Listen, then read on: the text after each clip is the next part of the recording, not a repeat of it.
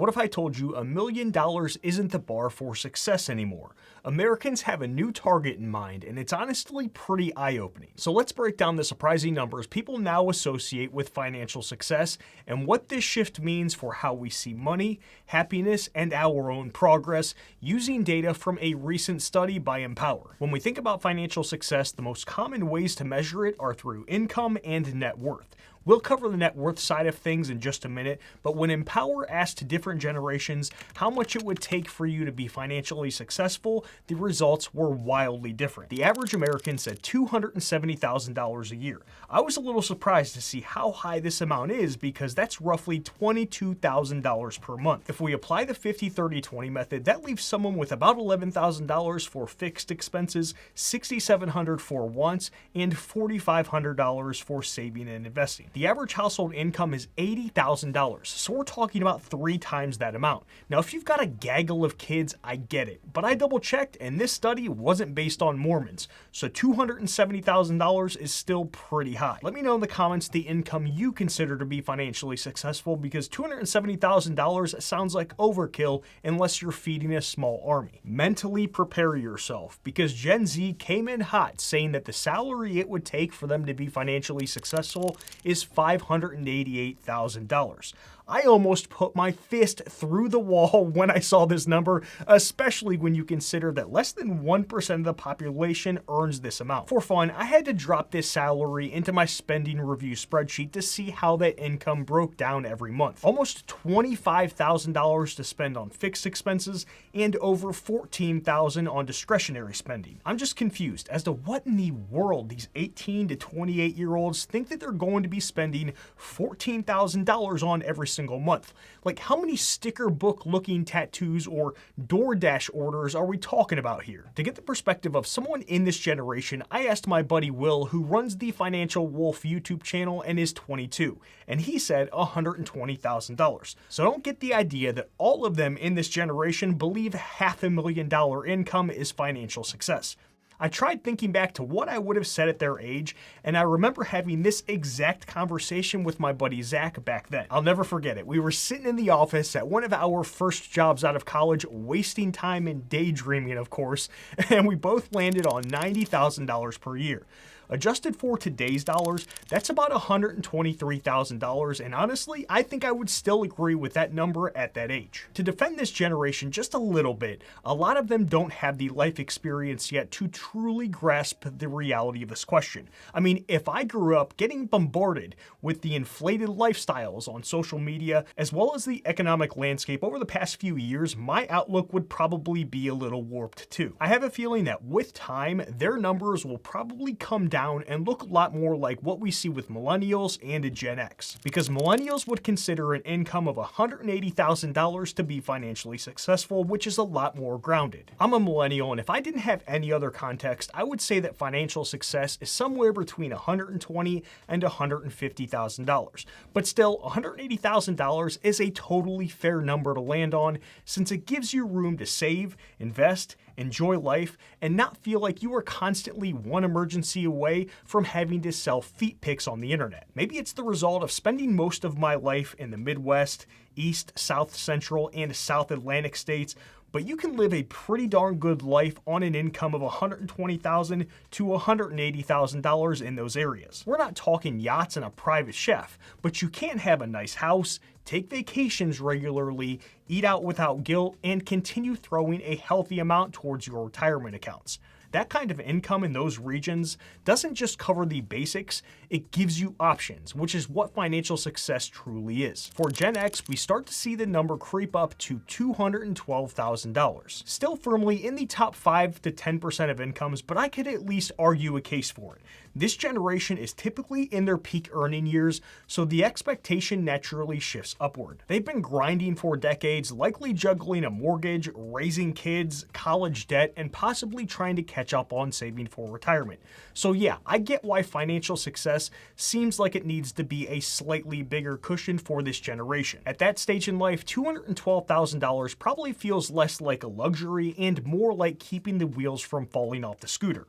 Dropping that income into my spending review spreadsheet gives these people about $3,500 per month to save and invest. Putting that amount into index funds for the next 20 years gives them about $1.7 million, which is pretty good. By the way, you can grab the premium version of my spending review spreadsheet along with all of my other unreleased premium spreadsheets in the personal finance bundle linked down in the description. Generally, baby boomers are winding down their careers at this point, so it makes sense that they consider a $100,000 income to be financially successful. At that stage, most aren't looking to grow their income like us younger generations. They're more focused on preserving what they've already built and enjoying the payoff from many years of work. If the house is paid off and their adult kids aren't sleeping on the couch, $100,000 can provide a pretty comfortable lifestyle, especially if the bigger financial burdens aren't an issue anymore. Income is kind of a tricky measurement when it comes to financial success because it only gives us a snapshot of a portion of someone's overall financial picture. I know people making $500,000 who are financially weak due to not having anything to show for it. And I also know people earning $100,000 or less who are in a really strong position simply because they're more intentional with how they handle their money. At the end of the day, it's not about what you make, it's about what you keep. And that's why I think net worth is a much better way to measure financial success. But as you'll see in a minute, the net worth to be considered financially successful between generations is, what's the word I'm looking for? Delusional. Like maxing out a credit card to manifest abundance delusional. Let's start with Gen Z, who believes it takes a net worth of $9.4 million to be financially successful. Now, I get that they're young and trying to figure out how money actually works, but $9.5 million? Even accounting for how things have become more expensive a lot faster over the past few years, this number is mind-blowing. Just for fun, let's be generous and assume this net worth includes a $500,000 home and the rest is in investments. Using a 3.5% withdrawal rule would give them about $313,000 that they can pull from their investment accounts to live on every year. So yeah, this isn't just I want to be comfortable. This is I want to live like I've got a lake house and a full-time dog nanny. As I said before, they're still early in life and probably haven't fully connected net worth to actual lifestyle, which makes this whole number feel more like a fantasy than a goal. I asked that same Gen Z buddy what he thought was financial success for net worth, and he came back with $3 million. Still up there, but it's a lot more reasonable. But then again, I guess any amount looks reasonable when you're comparing it to $9.5 million freaking dollars. People in my millennial generation have some soul searching to do because they said that their net worth to be financially successful is $5.6 million. Not as bad as Gen Z, but still, come on. With the 3.5% rule, that amount allows you to pull about $180,000 from your portfolio every year, which coincidentally is the exact income they said that they would need to feel financially successful. $5.6 million is a lot of money and makes me question how these millennials are translating this amount into what they can actually afford. For example, according to Fidelity, when you're retired and withdrawing from your portfolio, a common rule of thumb is to aim to replace 70 to 80% of your pre-retirement income, which means a millennial earning $180,000 per year, they'd need about $126,000 per year in retirement. That would require a portfolio of roughly $3.6 million. Honestly, that number might still be higher than necessary. The net worth for Gen X to be financially successful is pretty close to millennials since they landed on $5.3 million.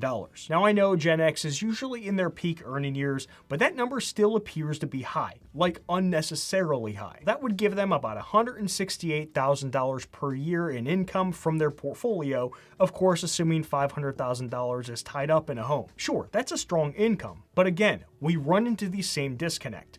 Are we talking about actual financial success, or are we just layering on decades of lifestyle creep and calling it normal? I mean, are you really not going to feel financially successful if you have $2 million versus 5.3? I guess have fun being poor with your pitiful $2 million. Oh, boo-hoo! Let me play a sad song for you on the world's smallest violin. Just like with millennials, I think this number reflects a bit of financial overcompensation.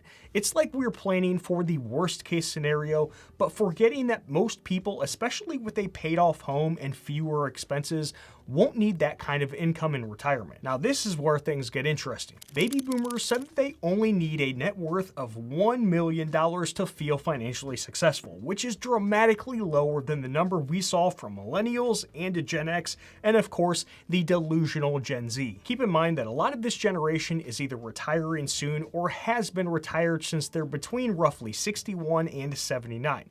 So while $1 million might not sound like much compared to the $5 million plus goal from younger generations, this number is probably the most realistic of them all. They've got Social Security in the mix, maybe a pension, and hopefully no mortgage or dependent kids. Expenses are naturally lower, the lifestyle is simpler, and they're not trying to impress anyone because they're just trying to live comfortably and not run out of money. And that's the biggest difference. Us younger generations are imagining financial success, while boomers are defining it based on experience. They know what enough looks like by making the math work in real life. After seeing how different generations define financial success through net worth, it's clear. Most people have no idea how to actually think about this number. And honestly, I don't know if I can blame them. Net worth sounds like this big, mysterious figure you either have or you don't. But it's really just a snapshot of a lifestyle that you have available to you if you retire today. For most people, your net worth doesn't need to be some insanely large number to be considered a financial success. What matters more is when we translate those dollars into a specific lifestyle, what can you afford? And are you content with that? You could have a $5 million net worth and still be stressed if your lifestyle is bloated, your money isn't accessible, or your goals constantly shift. On the other hand, someone with a $500,000 net worth and a simple, intentional lifestyle might feel completely at peace. It's not about hitting some arbitrary milestone, it's about whether your net worth is helping you achieve the life that you want. Not hating on anyone whose goal is to reach a $5 million net worth or even more, because I hope that every single one of you ends up with massive amounts of money. But be careful, when you start tying your sense of financial success to some large, undefined number, it's easy to lose the plot.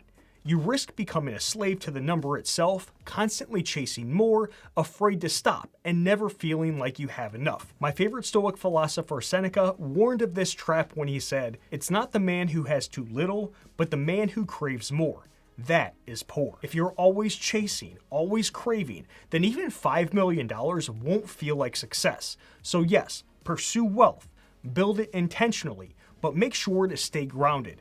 Don't let the number own you. If income and net worth are the scoreboard, then the real question is what truly moves the scoreboard? All those numbers we just talked about don't show up out of nowhere. They're the result of decisions, habits, and a mix of circumstances working behind the scenes. It's like looking at someone's fitness results. You can measure their weight or their muscle mass, but those numbers don't tell you how they got there. Was it diet? Was it training? Was it genetics? Or a combination of all three? So let's shift gears and look at what people believe drives success. The qualities that explain why one person ends up with more money, freedom, or opportunities than someone else. Hard work came out on top, with 84% of people saying it's one of the main drivers of financial success. I tend to agree with this because there's really no substitute for showing up consistently, putting in the effort when it's not convenient, or doing the unglamorous stuff. But it's worth saying, hard work by itself doesn't guarantee success. While it's necessary and will increase your odds of success, it's not always enough. Next was talent, with 65% of people saying that plays a key role. Whether it's natural ability, creativity, or just being really good at what you do, it can absolutely speed things up. But talent also has the tendency to stall out without consistent effort behind it. The NFL star Jamarcus Russell comes to mind with this one. He was the top quarterback drafted in 2007 with unbelievable talent. But he ended up a complete bust due to poor work ethic, lack of preparation, and off-field issues. Raw ability is great, but it still needs direction. Then we've got Who You Know, which received 55% of the vote. This one's underrated in practice. Merit and hard work are important, but let's not pretend like access doesn't matter. The right introduction or connection can completely change the path that you're on. Relationships don't replace skill or work ethic, but they can open doors that would have stayed locked otherwise. Last on the list is luck and circumstances, with 51% of people recognizing its importance. From personal experience, that number should be a lot higher. Maybe not at the top, but definitely right behind hard work and honestly, probably on par with talent. Where you were born, how you were raised, who your parents are, and what economy you enter in after school, none of this is in your control, but it can massively impact your financial path. It's not an excuse, but it is a factor, and ignoring it doesn't make it go away. Now, if you want to know how much to invest at every income level to reach your level of financial success, then check out this video to your left next. Hit that like button before you go, check out the description for the personal finance bundle, and I'll see you in the next one, friends. Done.